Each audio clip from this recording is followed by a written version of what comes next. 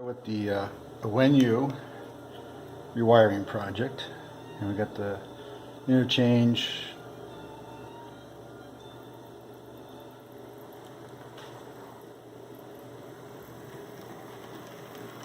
Some of the turnouts working, not all of them.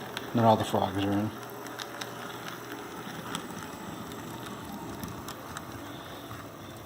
Dual gauge turnouts.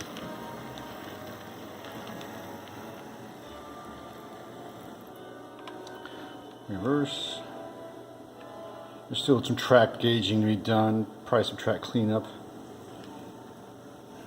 But right now it's making it through some of the standard gauge turnouts. We don't know anything about the narrow gauge yet. But this is